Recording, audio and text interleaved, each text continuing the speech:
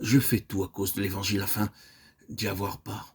Ne savez-vous pas que ceux qui courent dans le stade courent tous, mais qu'un seul remporte le prix?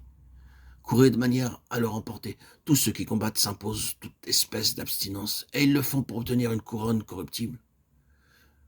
Mais nous, faisons-le pour une couronne incorruptible.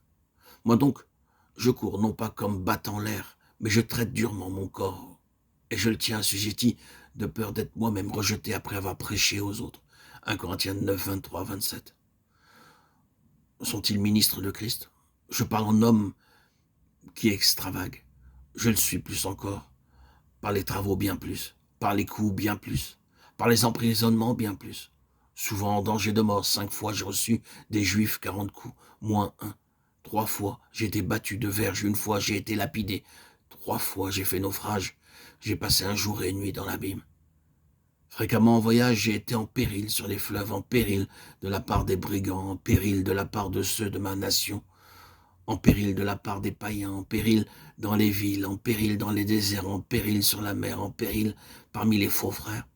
J'ai été dans le travail, dans la peine, exposé à de nombreuses veilles, à la faim et à la soif, à des jeûnes multipliés au froid et à la nudité. 2 Corinthiens 11, 23, 27. Je cours vers le but pour remporter le prix de la vocation céleste de Dieu en Jésus-Christ. Philippiens 3, 14.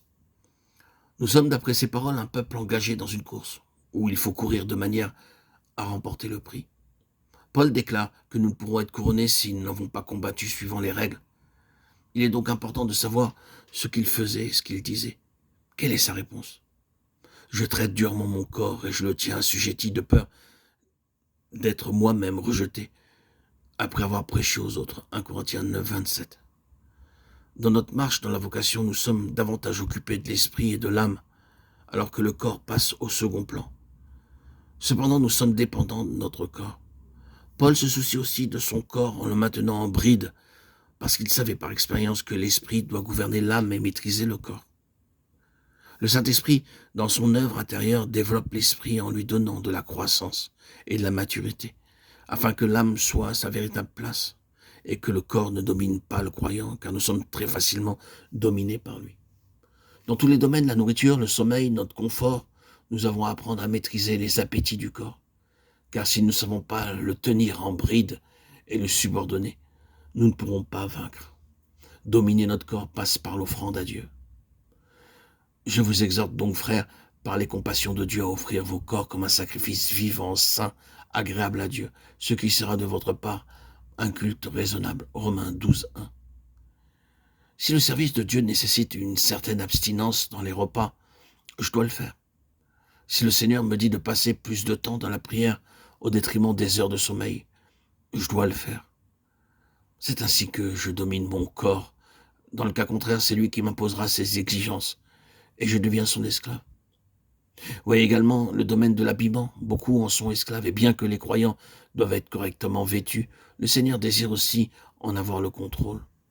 Le Seigneur peut nous laisser dans beaucoup d'aisance, mais il peut nous envoyer dans un autre endroit pour son service, où nous manquerons bien des choses si nous n'avons pas maîtrisé notre corps, si nous ne l'avons pas tenu en bride. Il se vengera et nous ne serons pas à même de courir dans la vocation de remporter le prix et d'obtenir la couronne. Ainsi, nous ne devons pas mépriser le corps en le privant, mais il ne faut pas non plus l'écouter. Dieu peut nous permettre d'avoir nos aises, un logement confortable, mais il est en droit de nous placer dans les lieux où toutes ces choses nous seront enlevées. La nuit nous a été donnée pour dormir, mais nous devons être prêts à prier non seulement le jour, mais également la nuit. De même, suivant les endroits et les circonstances, nous devons accepter de dormir à même le sol. Le service de Dieu implique que cette question de la maîtrise du corps soit réglée, car si nous l'écoutons, il nous rendra incapables de répondre à l'appel du Maître toutes les fois où son service exigera de notre part une disponibilité sans réserve, dans des circonstances et situations pour lesquelles nous ne l'aurons pas préparé. Si l'athlète qui voulait remporter le prix avait à s'abstenir de bien des choses en tenant son corps en bride afin de recevoir une couronne corruptible, à combien plus forte raison devons-nous courir dans cette vocation pour remporter une couronne incorruptible en tenant notre corps assujetti. Je viens bientôt, retiens ce que tu as, afin que personne ne prenne ta couronne. Apocalypse 3, 11.